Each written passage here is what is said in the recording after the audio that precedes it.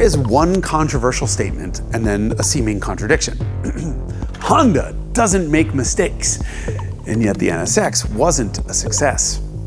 This is going to be a fun one to unpack, because while that NSX sits there looking all timelessly beautiful, possessing zero engineering problems, handling vices, or personality flaws, it wound up being largely ignored by the buyers for whom it was created.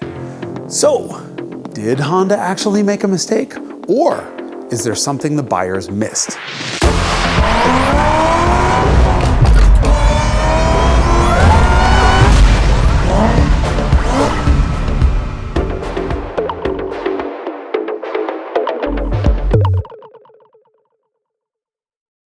Revelations is brought to you by Haggerty Drivers Club, which includes roadside assistance, a fabulous magazine, and discounts on your favorite car stuff. There's a link up there.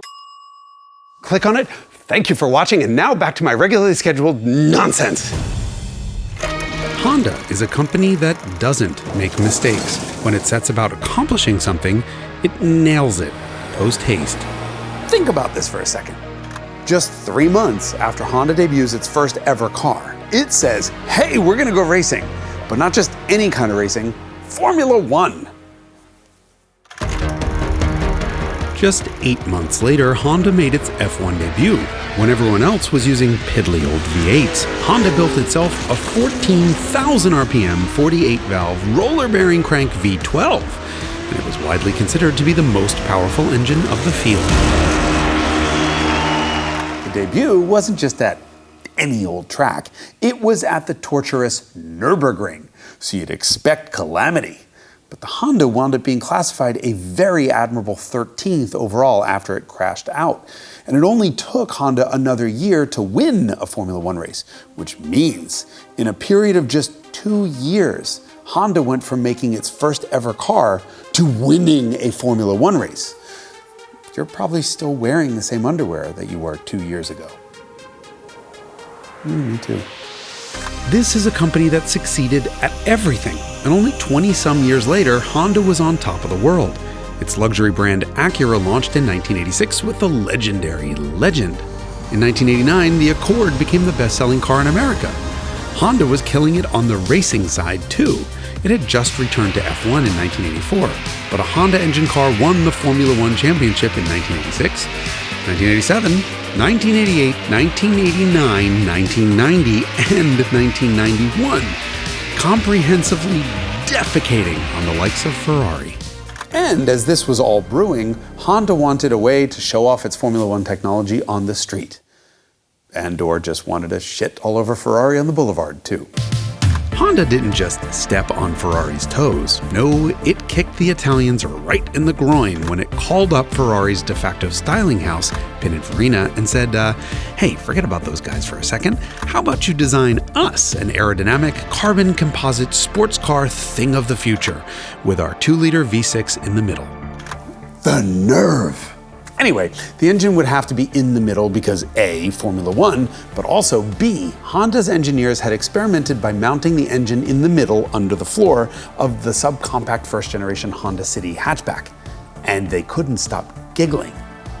The concept was called the HP-X for Honda Pininfarina Experimental, and it kicked off the development of the NS-X, the new sports car X.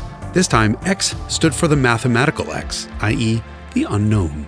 There were no historical constraints because Honda had no history from which to pull, so the engineers had free rein to do whatever they needed. The only goals were a top speed of 270 kilometers an hour, quarter mile in less than 14 seconds, and handling and braking equal to any Ferrari or Porsche. Oh, and one other thing, the car had to be practical and user-friendly at the same time. Because Honda. The ideals of Formula One would carry over, meaning lightweight takes priority over everything else, and there would be no gimmicks, styling or otherwise. The concept's composite construction was replaced by the world's first aluminum monocoque production car, the same basic construction method as Honda's first F1 car. Honda used the world's fastest supercomputer, the Cray 2, to make the NSX's chassis as stiff as possible, but then handed over keys to world champion Ayrton Senna, who disagreed with the computer's beep boop boop boop boop and said, it's a little fragile. Remember, Honda doesn't fail. So it pulled out all the stops and set up shop 2 kilometers away from the Nürburgring, the site of that first ever F1 race just 25 years earlier. It used the ring to torture test the NSX, with Japan's first ever Formula 1 racer at the wheel. Anytime he'd notice a structural weakness, the team would manually weld on reinforcements until they fixed it, and they'd send that information back to Japan to be fed into the Cray supercomputer, which would then find a lightweight solution to that structural enhancement. It's pretty cool. The result of the Nürburgring project was a 50% increase in rigidity from the original design, making it, by the way, 50% stronger than that of a Porsche 911 or Ferrari 328. More importantly, thanks to the Cray's optimization, the whole aluminum body shell weighed just 20 pounds more than the little, tiny, steel-bodied Miata that Mazda was developing at the same time. To move the lightweight wonder, Honda tried a 5-liter V8, but it didn't meet the strict packaging and weight requirements. Then they tried turbocharged V6s, but turbos just never respond quickly or linearly enough for a sports car. They could have made the power using a supercharger, but superchargers weigh too much. So the solution would have to be revs. The NSX inherited the C-Series V6 that had just launched in the Acura Legend. It was punched out to 3 liters and made 250 horsepower by revving to a healthy 7,300 RPM. This was demonstrated by Honda's CEO as he banged the prototype off its rev limiter before its public debut at the Chicago Auto Show, while Ford was in the room next door trying to hold a press conference. Oops. And this accomplished 2 things. Well, 3, because it certainly pissed Ford off. But number 1, it made sure that every journalist in town was in the room the next day when they pulled the wraps off the NSX. And number 2, it prompted the big Honda boss to ask the question, where is the VTEC? This was a huge omission. VTEC had previously only been planned for Honda's 4 cylinders, but not for the V6, which used only a single overhead cam per bank. VTEC is often misunderstood, but in simple terms, it allows an engine to effectively have 2 different sets of camshafts. One that's tuned for the bottom of the rev range, and another for the top of the rev range. VTEC simply switches between the 2 camshafts, and its benefits everywhere with absolutely no drawbacks. It's typical Honda reliable genius. And the boss man wanted to know why Honda's flagship didn't have it. I think that's a reasonable question. So the flagship got VTEC and VVIS, and the V6 got something that no other Honda V6 got until 2021, more than 30 years later: double overhead camshafts. That's right, your mom's minivan has single overhead cams. Anyway, the NSX's V6 also got titanium connecting rods to stay together at an astronomical 8,000 RPM. Unfortunately, the big twin cam heads no longer fit in the car. So Honda had to redesign the entire body to fit it, stretching the wheelbase by over an inch. And it was definitely worth it. Worth it less so for the 20 horsepower as it was for the bragging rights of 8,000 RPM, plus the acoustic impact of the cam changeover. This was America's first appearance of VTEC. And when that thing switched to the high lift cam lobes, the intake sang a song that had only ever been sung in Italian.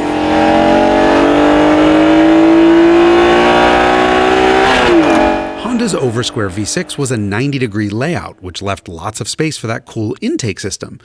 But 90-degree V6s usually require balance shafts, and the NSX didn't get them. This gave the NSX's motor a characteristic shimmy at low revs, though split crank pins gave it an even firing order for maximum power. 270 horsepower went a lot further than you'd think, because the all-aluminum NSX was a true lightweight, just a third of a tank of gas away from being under 3,000 pounds. So light that the 5-speed models didn't have or really need power steering. See? Easy. So the NSX handily out-accelerated its competition. It hit 60 miles an hour in 5.2 and blew through the quarter at 13.8, beating the brand new Ferrari 348 by half a second or more in both measures. When the road turned, it outgripped Lotuses and 911s, and it outbraked everything. In those individual performance metrics, it shone, but put them all together in terms of its total performance envelope, and the NSX was untouchable. It won just about every award it could here in America. Automobile of the Year, Car of the Year, Design of the Year. There was a 2-year waiting list. People were paying above sticker for it. Every single road test talked about it rendering Ferraris irrelevant, flawed relics of the past that had no future in the modern world. The NSX was a phenomenon. And then it was just a non-starter, a non-event, a no-show on people's shopping lists. Just a few years later, the very car that every American car magazine said would put Ferrari out of business was being outsold 10-1 by a Ferrari. The NSX remained in production for 15 years, but 60% of all NSXs produced were in the first 2 years. The plant was designed to spit out 25 cars a day, but by the end of year 3 was operating at less than 10% of that capacity. Though the NSX is widely credited for forcing Ferrari to up its game, the NSX's sales evaporated long before Ferrari even had a chance to respond, which of course they did. Ironically, it might have been the NSX's inherent goodness that was its biggest flaw, because to some, it had committed the cardinal supercar sin. The NSX was boring. This was by design. Honda's head of R&D, quote, studied what really made a sports car special, and we reached the conclusion that balance is the most important thing. Huh? Look, I always thought of a supercar as an emotional thing, not a cognitive one. So if we're going to examine the relative success of Ferrari versus Acura, we're going to now have to start a discussion of the relative merits of sex appeal versus intelligence. Australia's Wheels magazine said, quote, you drive this one with brain and fingertips. With a Ferrari or Lamborghini, it's bravado and biceps. Car and Driver said the NSX is, quote, a brain surgeon's approach to go-fast operations. This is the age-old debate between brains and beauty, and I have neither, so I'm not qualified to comment on that. But one person is, and that's the famed automotive journalist, Joan Rivers. Don't you think men really like intelligence more when it comes right down to it? No man has ever put his hand up a woman's dress looking for a library card.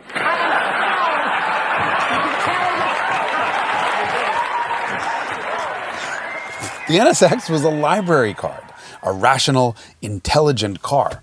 Problem was, buyers already had one of those in sedan form with things like power steering and a back seat. Turns out, when they were looking for a supercar, all that mattered was a thrill. Even though Car and Driver was one of the NSX's biggest fans, it felt the need to defend its love for the car 4 years after its introduction. But it had to admit that the NSX was, quote, neither coveted nor respected in fair proportion to the joy it delivers. And then went on to define joy as only an engineer could. The great outward visibility. There was 312 degrees of it, in fact, thanks to this F-16-inspired canopy. The NSX has ice-cold air conditioning, a tilt and telescope steering wheel, an easy shifter. Hey, we got 25.5 miles per gallon on a highway trip. I'm not making this up. Good elbow room. Who cares? The J.D. Power initial quality survey results show fewer faults per 100 cars than a Mercedes-Benz. Huh? Honda had engineered a Ferrari for Accord buyers, who were importantly not Ferrari buyers. Yes, the NSX was so good that it made Ferrari go back and put ice-cold functioning air conditioning in its cars.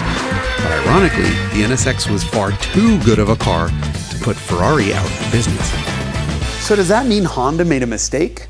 Well, look, the purpose of a car is to sell, and so it depends on where you draw the line. On this side, you have the first generation NSX, which was maybe a failure to optimize for sales. On the other, you have the second generation NSX, which was, beyond question, a mistake. They screwed up. It too won all kinds of awards from magazines, but it was nailed to showroom floors. Meanwhile, its unquestionably talented engineers boasted about how well its tires performed in cold, icy Ohio winter puddles. They were proud that it started up quietly so as to not attract attention in the church parking lot. And I'm not making this up. It was another rational, left-brain supercar, a contradiction in terms that most buyers just weren't looking for. But Acura's big sin the second time around was removing every bit of the simple, lightweight, driver-focused Formula One philosophy of that NSX. This might have been a rational take on a supercar, but as time went on, most supercars have become supercomputers. Honda's focus on lightweight, simplicity, and powertrain brilliance are the enduring qualities that make this a special car today, and its inherent greatness and reliability certainly no longer hurt it. In fact, they make it a very easy car to own.